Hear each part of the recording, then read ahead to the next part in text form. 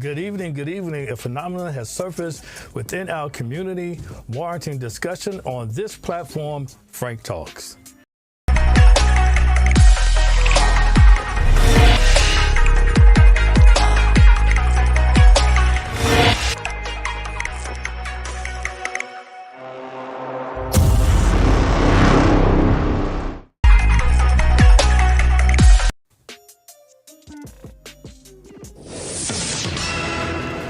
Thank you for joining us here on Frank Talks, and I'm your host, Franklin Thomas.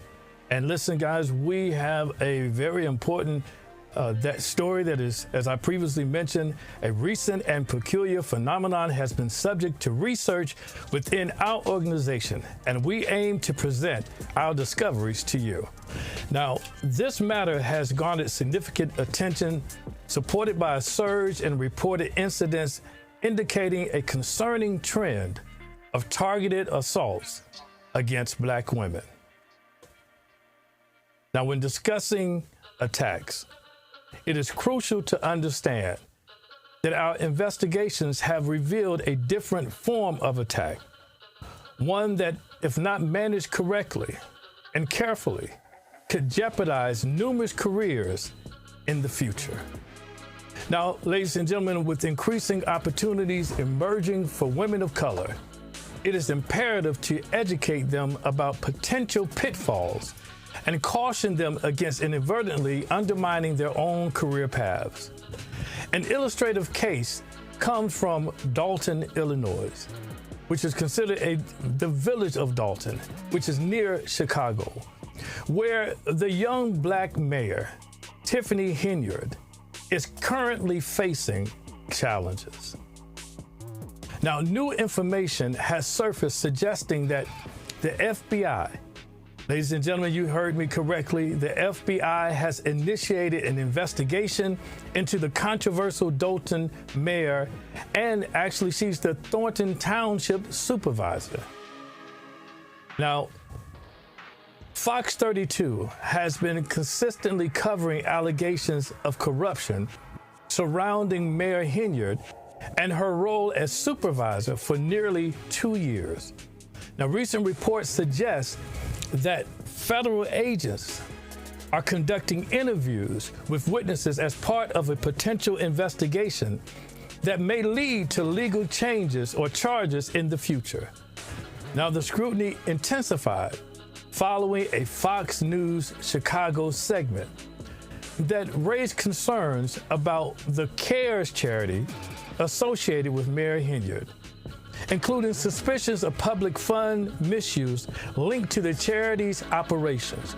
Moreover, the South Suburban News has revealed that the FBI, ladies and gentlemen, I say it one more time, the Federal Bureau of Investigations have been questioning several individuals regarding financial expenditures, alleged service theft, and discrepancies in accounts managed by the village of Dalton and the township of Thornton.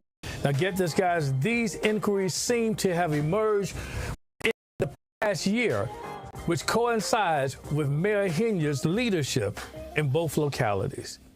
Now, Illinois, of course, has a long and troubled history of public officials facing repercussions for misusing public funds, prompting a growing sense of concern and anticipation regarding the unfolding developments in the Henyard investigation.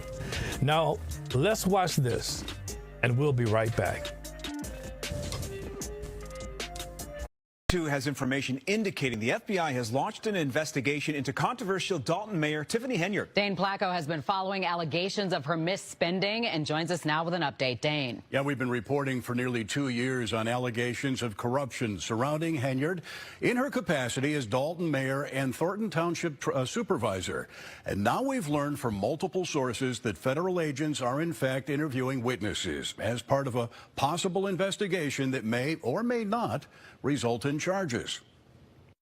Did the FBI agents you talked to seem serious about very serious concerns? Very serious. Very. Lawrence Gardner owns a U-Haul rental and trucking business in South Suburban Dalton and says he went to the FBI several months ago frustrated that the Village of Dalton would not renew his business license. Gardner says he's been harassed and his business raided and shut down by Dalton police. He believes because he refused to make a donation to a civic event sponsored by Dalton Mayor Tiffany Henyard. And I talked to a couple of agents, and I explained them what was going on. I gave them all my paperwork to show them what was happening in court and what was happening in Dalton. And they told me they was investigating and they would be in touch with me. Gardner is one of 6 people who confirmed to Fox 32 that they've been interviewed by the FBI, ranging from Dalton business owners to a former village employee and at least one public official. And we've learned the FBI has been using electronic surveillance as part of its investigation. Agents are asking questions about Henyard's alleged use of taxpayer dollars and resources, including massive spending on out-of-town trips, hundreds of thousands of dollars in police overtime for her personal security detail, using public employees and tax dollars for personal benefit, and holding up licenses to certain businesses like this Dalton restaurant. I've heard rumors that say, hey, I'm on the wrong team. Dwayne Wood has been trying to renew the business license for his restaurant for nearly a year. While he has not talked to the FBI, he believes he can't get approved because he's provided catering to several Dalton trustees who are engaged in a political fight with Henyard. I think I've been just targeted because of my affiliation with a certain group of people. You know, I had the trustees. I've cooked for the trustees. And in a lawsuit filed by a Dalton towing company, the owner alleges their business license has been held up because, quote, George's Towing's refusal to support or contribute to Henyard's political campaign. In a statement, Dalton trustee Jason House reacted to the news of the FBI's involvement. We welcome any investigation that will bring transparency on how taxpayer dollars are being spent. Our residents deserve this level of financial transparency. We reached out to the FBI, which said it is policy. Fox 32 has information. Now, you've all watched the video, and it is evident that Tiffany Henyard, once highly regarded, has now experienced a decline in public support, leading to increased scrutiny by investigators in Dalton and Thornton. Now, the shift in perception seems to stem from the revelation that the township's financial status has transitioned from a surplus of $2 million to a deficit of the same amount. Ladies and gentlemen, you have heard that correctly. They went from a surplus of $2 million to a deficit of $2 million. Now, known for her unconventional and socially diverse approach to politics in Dalton, Henyard has cultivated a reputation for her flamboyant style, which includes unique elements such as incorporating DJ music into council meetings and rumors of distributing, and guys, I'm not making this up, chitlins during food giveaways. Now, these unorthodox practices have earned her the nickname City Girl Mayor on social media, a title she seemingly embraces as she continues to govern in a similar fashion. Now, is the FBI investigation warranted?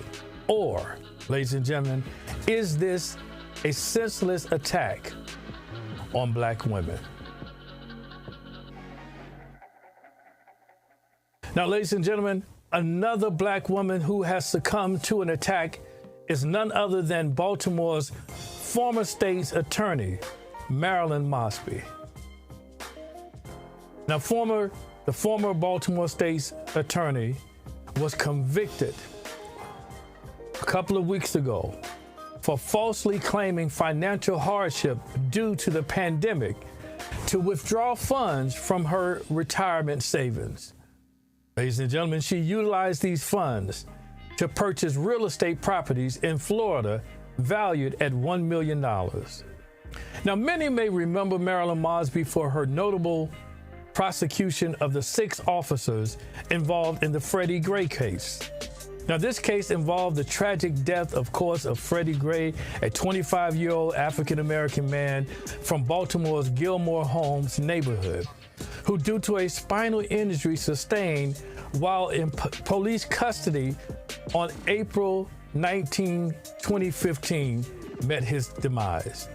Now, during this time, Mosby, then 35 years old, and only 4 months into her role as Baltimore's lead prosecutor, drew attention. Now, a former associate professor at Tuskegee University who had mentored, ladies and gentlemen, Mosby during her undergraduate studies, attested to her strong academic background, particularly highlighting her passion for reading and writing along with her ambitious nature. I want you to hear that, her ambitious nature.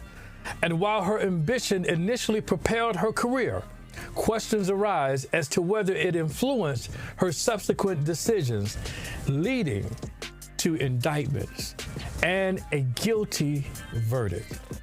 Now, in this recent trial, the defense sought an acquittal. The judge denied the motion. The defense then began with witness president of the Downtown Partnership, who testified about discussions she had with Mosby regarding a potential retreat and travel venture after a trip they took to Jamaica. Now, Stokes mentioned their shared aspiration to create a business catering to women like themselves. However, Stokes noted that upon their return, Mosby initiated the business venture independently, diverging from their initial plans. Now, her decision to embark on the business venture without Shalonda has been attributed, again, to her ambition by many. Now, this instance is where Mosby's ambition manifested negatively. Now, after deliberating for about 5 hours, a federal jury found Mosby guilty of 2 counts of perjury. Now, let's look at this clip from after the trial. Trials and guilty verdicts on 3 of 4 total charges against her. Will Marilyn Mosby face time in prison? Now at 11 o'clock, we are in your corner breaking down what we know about the next steps now for the one-time Baltimore City State's Attorney. Welcome to the news at 11, everyone. I'm Rick Ritter. And I'm Vic Carter. It's been a stunning turn for the woman who had led prosecutions only to find herself out of office and a criminal defendant in federal court. WJZ investigator Mike Halgren has been following the trials every step of the way. He's breaking down this high-profile case from Greenbelt tonight. Marilyn Mosby appeared stunned by this verdict.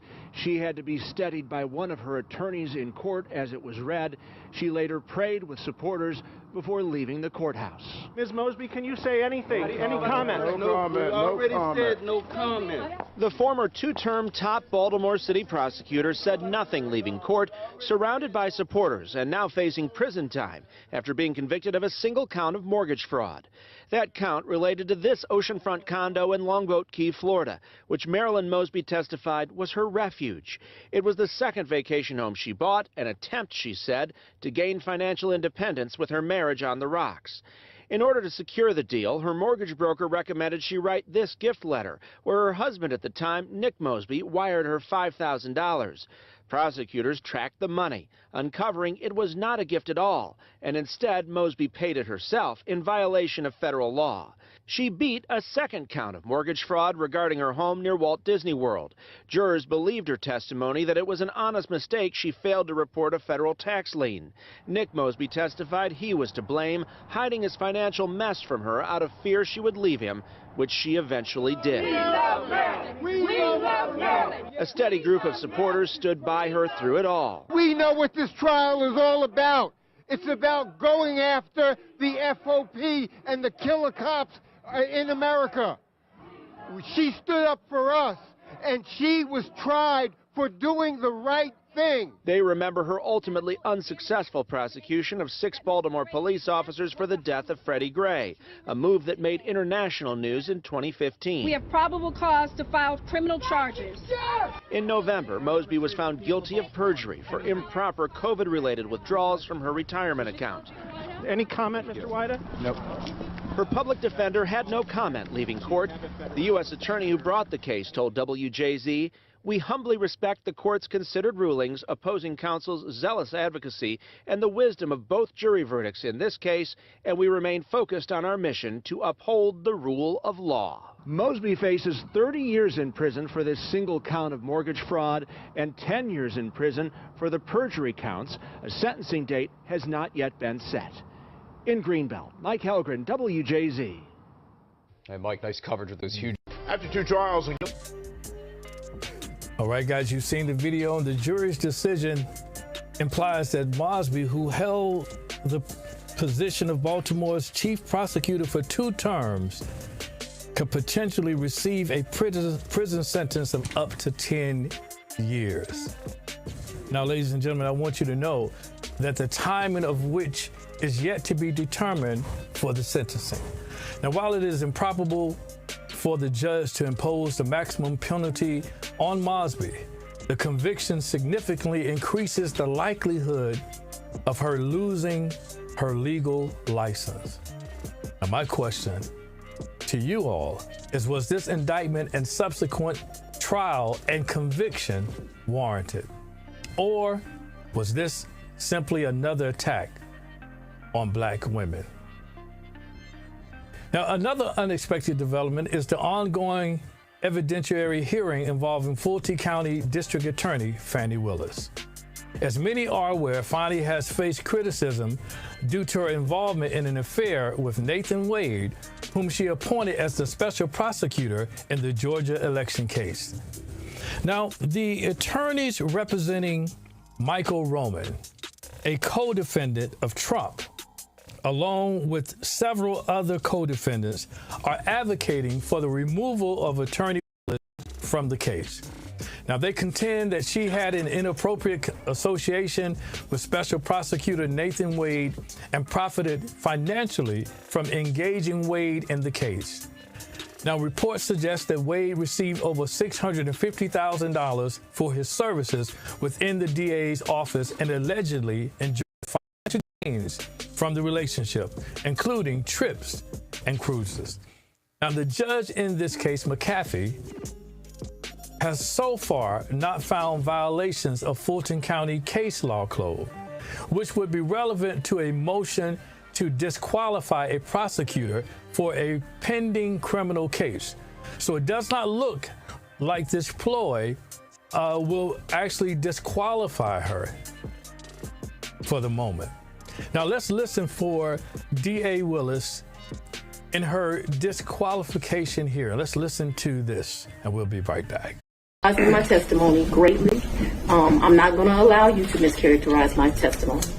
I know that I keep money in my house. The amounts of money I gave Mr. Wade, it was never that serious. I don't think I've ever handed him more than $2,500 in a reimbursement. So we're not talking about $20,000 in cash. I don't have $20,000 in cash right now. The most I ever gave him, I know I gave him $2,500 when we went to Belize, because we went to one hotel and then we went to a second hotel. That $2,500 I actually gave him while we were still in Belize. I know that the Aruba trip, the one that you described with his mom, I think I gave him about $2,000 for that trip, for like total. His mom went to Aruba with you? The Aruba trip, so I consider that to be one trip. So we got off of a cruise ship and then we went to Aruba, which is why I cannot remember is that the time that we had to stay in Miami to wait for the flight for Aruba. Mischaracterizing my. Now, you've seen Miss Willis there, very defiant, but very astute in her knowledge of what was going on. But should Willis face disqualification, the consequential outcome would involve the removal of the entire Fulton County District Attorney's Office from the ongoing RICO case. Now, subsequently, a special council of prosecutors would be tasked with reassigning the case to another office. Now, this transition raises concerns regarding the duration of the reassignment process and the continuity of pursuing the same charges initially brought forth by the grand jury. Now, ladies and gentlemen, the implications of these potential developments are significant. The inquiry arises: why engage in this unnecessary and sensational diversion? Now, could the underlying motive behind this expenditure of time and resources be to obfuscate facts and orchestrate a public questioning of the lead prosecutor's integrity? Or was this another senseless attack on a black woman? Lastly, transitioning from the realm of judiciary and government, we now delve into the realm of business, where we encounter yet another intriguing narrative involving Kim Godwin. Now, if you are unfamiliar with Kim Godwin, in May 2021, Godwin became president of ABC News, making her the first black woman to helm a major broadcast news network. Now, Godwin leads business and editorial operations for broadcast, digital, audio, and streaming. She oversees shows including Good Morning America, 2020, Nightline, World News Tonight, and, ladies and gentlemen, The View. Godwin transitioned to ABC News following a distinguished tenure exceeding 10 years at CBS News, where she ascended to the role of Executive Vice President of News. So she's no novice at this. Now, prior to her tenure at CBS News, she accumulated a wealth of experience spanning over 2 decades at local news outlets across the United States. But in an unforeseen turn of events, Godwin, who was anticipated to drive change, recently faced a critical juncture. Last March, the ABC News president addressed staff following the publication of an article detailing her leadership. Now, this article was part of a series of unfavorable features containing anonymous remarks, cowards, from insiders within the newsroom, suggesting a focus on personal promotion over news division management.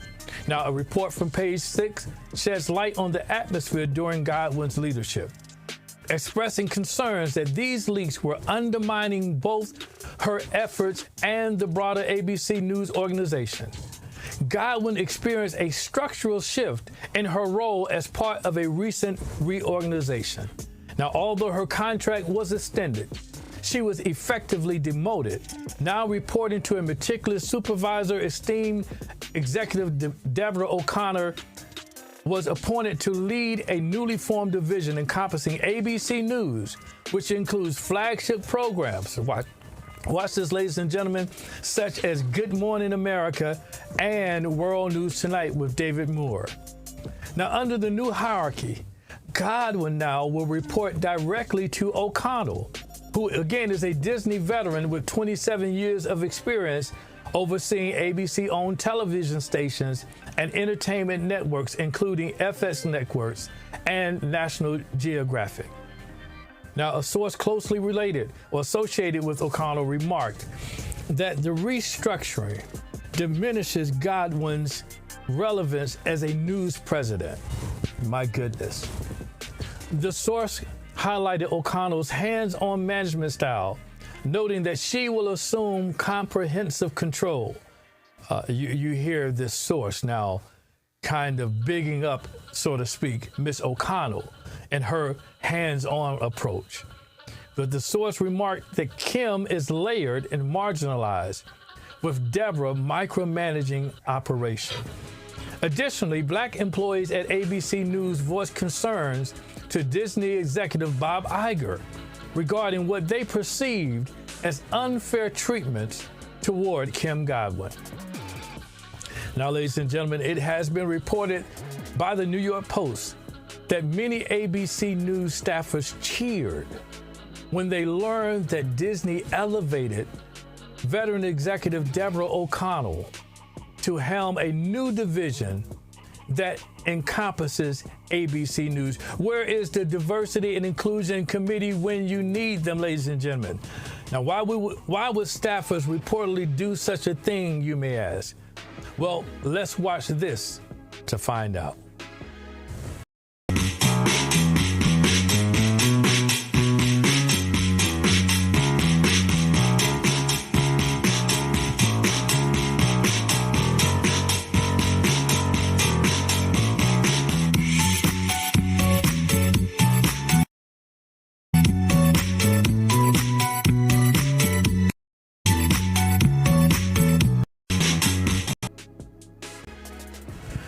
Now, ladies and gentlemen,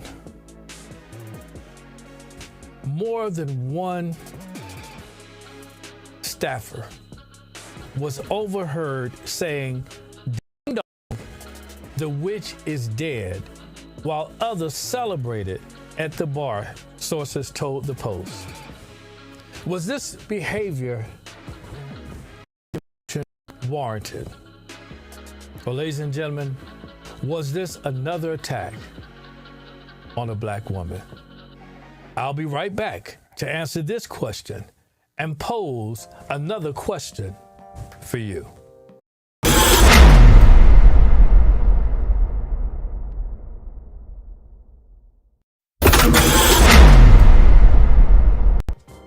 Now, in this report, we have underscored instances illustrating the targeted nature of attacks on black women. Now, these incidents are not confined to one sector, but extend across various industries such as entertainment, sports, and education. Now, while some allegations may be speculative, others are firmly grounded in reality. Yet the underlying common denominator in these scenarios may not be really apparent, prompting a necessary, frank talk. Who bears responsibility for these attacks? Many attribute these attacks to the prevalent double standards that black women, and I would say indeed all women, encounter. Some highlight the heightened expectations imposed on women of color, requiring them to conform to standards lower than those expected of their counterparts from different racial and ethnic backgrounds. Asking someone to dim their light so others can shine is never the proper answer. However, there exists a lesser-known truth that has eluded many, and it is this aspect that I aim to address in the ensuing discussion. Now, ladies and gentlemen, within the black community, there is a growing sentiment that the black church, and that is the black modern church, bears some responsibility for the mistreatment of black women. Now, how is this so? I'm so glad that you asked. Allow me to illustrate with a brief excerpt from a recent service held within one of the oldest denominations in the black community. Let's watch this. Delighted today, amen, that DA Fani Willis has consented to be here with us, to come and to be a part of a worship experience. She is not a stranger to Berean. Her daughter went to our school just across the way, and we are delighted that in her busy schedule, she was able to pencil us in, and she is here this morning to accept an award of accomplishment and achievement. And so we prayerfully ask that you will pray as we go into this brief moment to acknowledge and affirm the good work that she has done and is doing. And we're asking and soliciting your prayers on her behalf, because when you are in that arena and when you are engaged in the work that she is engaged with, especially with individuals who have all kinds of powers and connections and so forth, it is a challenge, a daunting challenge, and yet and still under God and through the grace of God, sustaining and strengthening her, she pressed on and pressed forward. So at this time, we're going to invite her to come, and we're going to invite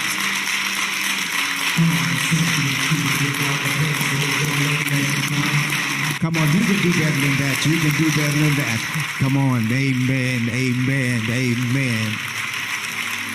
She is one of us. Amen. Praise be to God. Praise be to God. Praise be to God.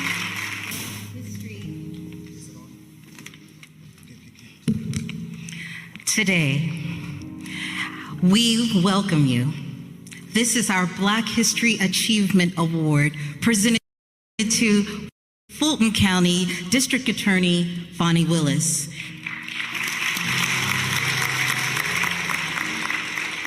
In appreciation for outstanding service rendered to our church and to our community, this is sent today, February 17, 2024, our lead pastor, Dr. Sherwin Jack.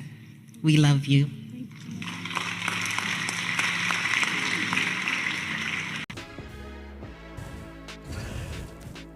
Now, in the provided footage, Fani Willis is being recognized and commended for her contributions to the community and to the church. Now, while acknowledging and celebrating individuals for their dedication to community service and religious involvement is commendable, the timing of this recognition raises questions. Amidst the ongoing controversy surrounding the district attorney, who is facing public scrutiny for her admitted affair with Nathan Wade, the recent accolade sheds a concerning light on both that particular and specific church and the broader Black modern church community. Now, this juxtaposition highlights a potential inconsistency where commendation is offered for positive actions, while accountability for lapses in behavior may be lacking. Now, for quite some time, this behavior has mainly been associated with men in the church. However, with fewer than 15% of Black men remaining active in the church, it seems evident that Black women within these congregations have started to exhibit similar conduct. Say it isn't so, it is so, thereby indicating a breakdown within the church community. The absence of accountability within the church environment can cultivate a mentality akin to Whitfield's well-known outburst, "Who's going to check me, boo?" Now, if accountability is not upheld within the Black church, where then can Black women find a safe space for accountability? This question is being pondered by many Black men who await a response. Who's going to check them? Boo. Now, this lack of accountability can manifest in various aspects of life, such as work and relationships, potentially leading to adverse effects. Now, while some may view this perspective as chauvinistic, I urge you not to dismiss the messenger, but rather heed the message being conveyed. In other words, don't shoot the mailman. Now, with pastors like these, who persist in denigrating men in their sermons while empowering congregations predominantly composed in these churches of over 95% women. And then there are instances like Pastor YPJ, who for some reason goes by YPJ, but who's known as Jonathan Miller. The individual who feels compelled to scrutinize women for considering marriage to him, but yet does not hold them accountable for their conduct towards men, is paradoxically the same preacher who shares these images on Instagram. Now, how are you going to say one thing, but then you are posting like this on Instagram? And let me say this, a person who frequently shares numerous self-portraits on any platform may be seeking connections with individuals of various genders. Now, it's up to each individual to discern the underlying intention behind such actions. So don't listen to what I said.